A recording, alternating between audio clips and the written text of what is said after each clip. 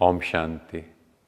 हमने दो शक्तियों के बारे में जाना। तो पहली शक्ति थी power to detach from negativity, means सामने वाले की नेगेटिविटी से हमें डिटैच करना है। और फिर हमने जाना कि कैसे वो नेगेटिविटी अगर हमारे अंदर आ गई तो हम उन संस्कारों को बहुत समय तक कैरी करते हैं। और फिर अगर हमने इन दोनों बातों पर ध्यान नहीं रखा, वो बात हमारे सामने आई तो हम लोग देखते हैं, लोग बोलते हैं कि मैं ये बात सहन नहीं कर सकता। सामने वाला देखता है कि इन्होंने छोटी सी तो बात कही, वो कहेगा आपको नहीं पता इन्होंने पहले क्या क्या बोला है। इसीलिए आजकल ये बहुत कॉमन बात हर कोई बोलता है, देखो पहले मैं सहन कर लेता था, पहले ये मैं बात सुन लेता था, पर अब बिल्कुल कैपेसिटी नहीं। मीन्स आत्मा की बैटरी कम होती जा रही है, या कहें हमारे अंदर पावर टू टॉलरेट वो डिप्लीट होती जा रही है।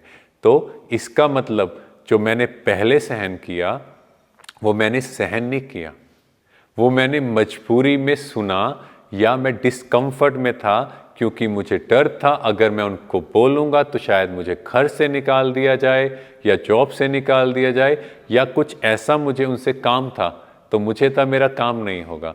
तो ये सहन शक्ति नहीं है। और इवन हम अपने आप को क्रिटिसाइज करते हैं कि मुझे ऐसा क्यों करना पड़ रहा है, मेरे साथ ऐसा क्यों हो रहा है।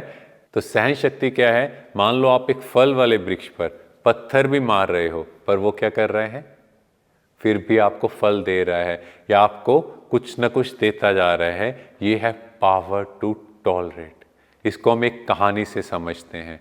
एक बार एक संत बैठे थे और वहाँ एक व्यक्ति आया। वो व्यक्ति 1 घंटे तक उन्हें गालियाँ निकालते रहा। 1 घंटे बाद उस व्यक्ति ने उन संत को कहा, आपको पता है मैंने आपको क्या क्या बोला है, आपको बुरा नहीं लगा?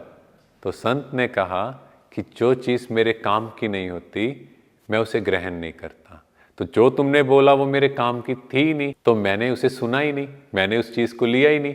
तो वो व्यक्ति सोचता है कि इसका मतलब अगर वो चीज़ इसने नहीं ली तो इनडायरेक्टली मैं खुद को ही 1 घंटे से गालियाँ निकाल रहा था।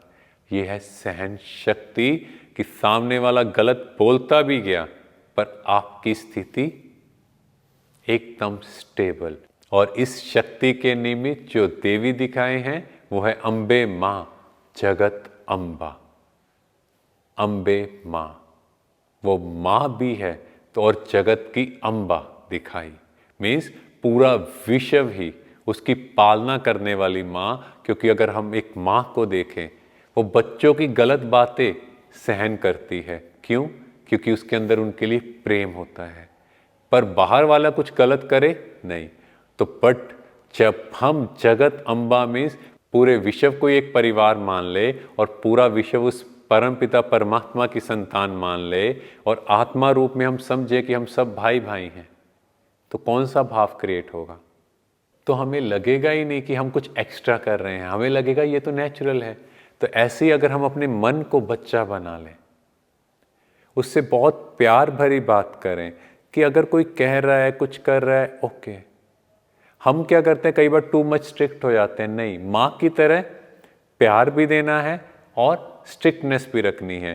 तो इससे क्या होगा, वो बाहर की बातें हमें इफेक्ट नहीं कर पाएंगी। इसीलिए लोग अम्बे माँ को कितना प्यार से याद करते हैं, सब उनसे मांगने के लिए जाते हैं और वो भी सबकी मनोकामनाएं पूरी करती हैं। क्योंकि देने वाली आत्मा का यही संस्कार है। और वो तब होगा जब पावर टू टॉलरेट होगी। और इसकी निमित्त अगर हम कहें, हमारे ब्रह्मा कुमारी दादी कुलसार जी, वो हमेशा बोलते थे जो सहन करता है वही शहंशाह बनता है। और एक बार जब ये कैंसर के ट्रीटमेंट के लिए मुंबई गए तो वहाँ डॉक्टर ने इनकी जो स्थिति देखी, कहा कि मैं फर्स्ट टाइम ऐसा पेशेंट देख रहा हूँ जिसके चेहरे से ये भाव नहीं पता लग रहा कि उसे कैंसर है। मीन्स अपनी शक्ति से अपने आप को यहाँ इतना स्टेबल स्ट्रेंथन किया कि आपके चेहरे से वो भाव प्रकट ना हो। और दूसरा, दादी गंगे जी, इनकी फैमिली ने शुरू में इन पर बहुत अत्याचार किए, इनकी बहुत पिटाई भी हुई, 2 मास तक जंजीरों से भी बांधा रहा। इतना कुछ टॉर्चर होते हुए भी इन्होंने कहा इतनी सी भी मैंने अपने परिवार के लिए नेगेटिविटी नहीं रखी।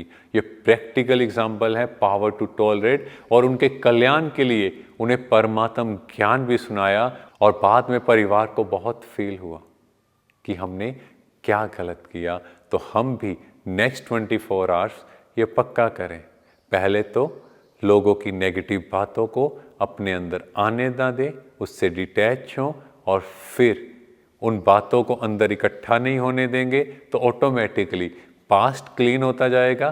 तो हमें ये लगेगा ही नहीं जैसे हम उनकी बातों को सहन कर रहे हैं, लगेगा जैसे ये छोटा सा टेस्ट पेपर है, उन्होंने कहा वो उनका संस्कार है। ओम शांति।